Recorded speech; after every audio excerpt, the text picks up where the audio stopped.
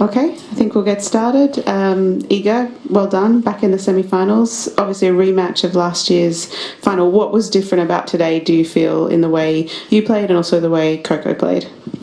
Well, I think tactically it was a little bit different. But also, the conditions, because Coco, I think, used the wind a little bit more. And last year, I don't think it was windy on the final, but I don't really remember. It was, for sure it was more tight in first set, so I'm pretty happy that in those important moments I was the one that was solid and I could put a little bit more pressure on Coco. Okay, we'll start with Carol. Congrats, Iga. Thank you. Does it still feel for you like an achievement to get to this stage, or has it started to feel like, okay, but I'm just playing for the titles? Oh no, come on, it's never like that, honestly, especially on a Grand Slam. So I'm pretty happy to be, in the semi-final again on Roland Garros, and it's a great achievement, no matter how the tournament is going to finish. Semi-final is really, great result, especially, coming into the tournament as a defending champion. It puts a lot of pressure on you, so I'm pretty happy that I can show consistency and just play good here every year.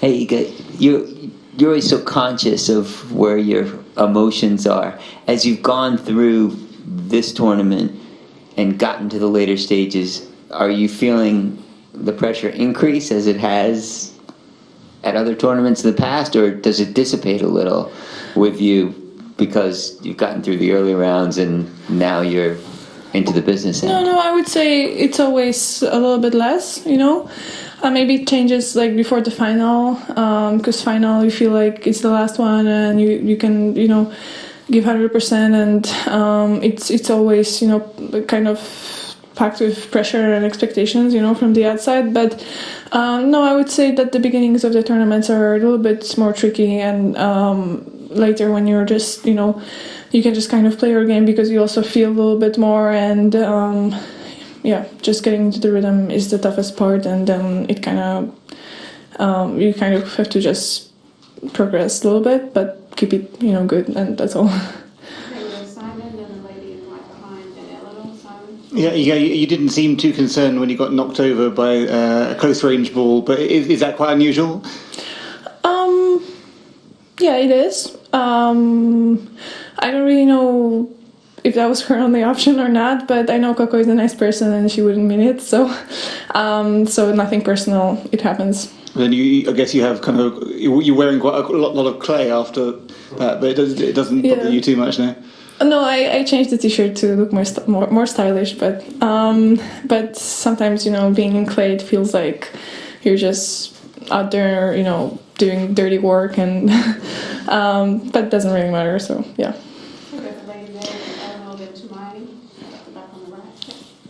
Hi, Iga. You face Beatriz Haddad-Maia now.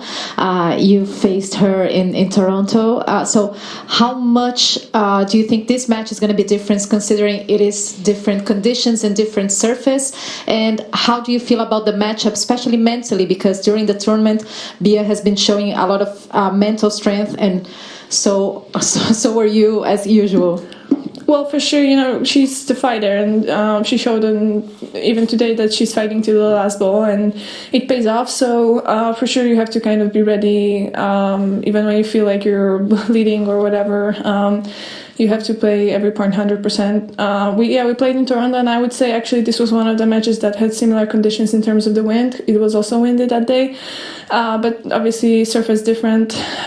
So we'll see. I've never played against her on clay, and again, as before any other match, I will kind of focus on myself and what I want to do on court.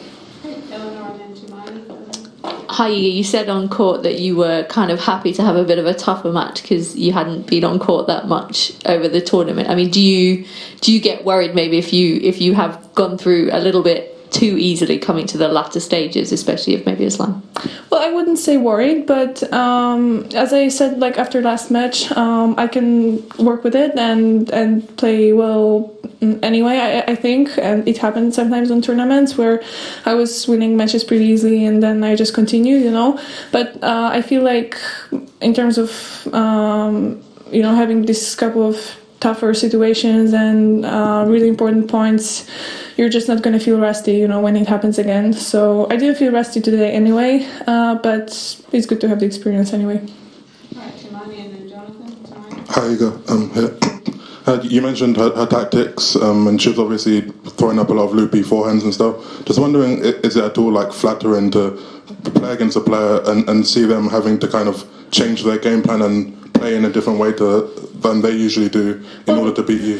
But, well, to be 100% sure, I guess you have to ask Coco. But for sure, she has like a lot of dynamics, you know, in herself, physically and also in her shots. So I was surprised because when I was playing against the wind, sometimes these forehands were just, you know, stopping, and you had to work twice to kind of get to them. But I don't know if that was her tactics or it just happened because of the wind, you know. So I'm happy that I managed to, you know, get the feeling anyway and be aggressive anyway. Iga, there is a phrase, you can't mix business with pleasure. Can you enjoy yourself when you are winning matches and moving through the draw, or is it just about taking care of business?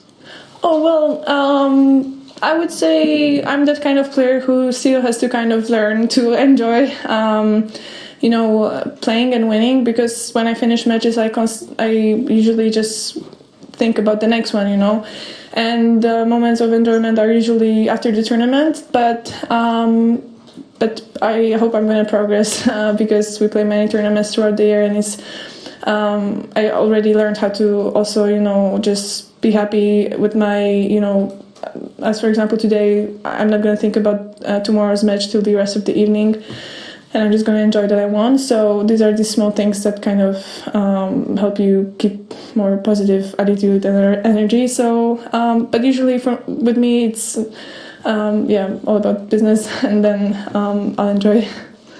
Okay, we'll do two more. When you started this tournament in 2020, when you walked out to the first round, I wonder if you could describe sort of like who you were at that point.